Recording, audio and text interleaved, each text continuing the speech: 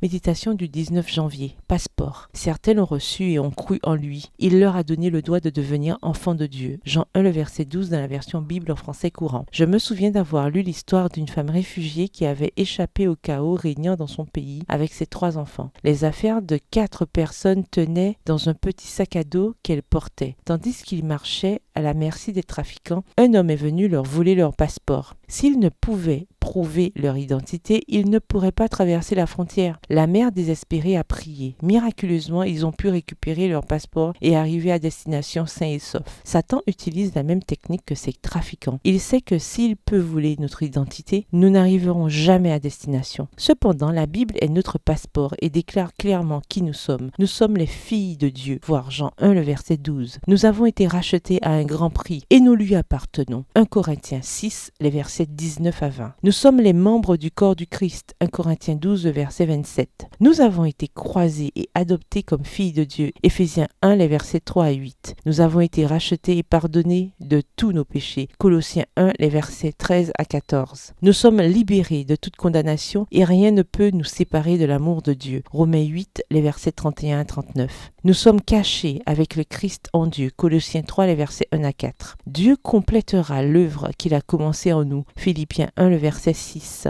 Nous sommes nés de Dieu et l'ennemi ne peut pas nous toucher. 1 Jean 5, le verset 18. Nous sommes un sarment du Christ Jésus, le véritable cep, et son amour s'écoule à travers nous. Jean 15, verset 5. Nous avons été choisis pour donner de bons fruits. Jean 15, verset 16. Nous sommes le temple de Dieu. 1 Corinthiens 3, le verset 16. Voilà notre véritable identité. C'est ce que dit Dieu en parlant de nous. Si nous acceptons tout autre discours, nous acceptons une fausse identité. Les passeports de certains pays contiennent dans leur première page un paragraphe où il est demandé, au nom du gouvernement de la nation, qu'on permette à leur porteur de circuler librement et qu'on lui porte l'assistance et la protection nécessaires. Mon passeport anglais demande cela au nom de Sa Majesté, la reine Élisabeth II d'Angleterre. Quand nous acceptons l'identité que Dieu nous donne, telle que l'a décrit notre passeport, nous recevons accès, assistance et protection au nom du roi des rois et du Seigneur des seigneurs. Ne laissez personne vous voler votre identité. Prière. Seigneur, je reçois aujourd'hui mon identité. J'accepte d'être ce que tu dis que je suis comme seule identité. Je suis ta fille bien-aimée et choisie. Ma vie a un sens et un but. Rien ni personne ne peut arracher ma main de ta main. Bonne journée, que l'Éternel vous bénisse.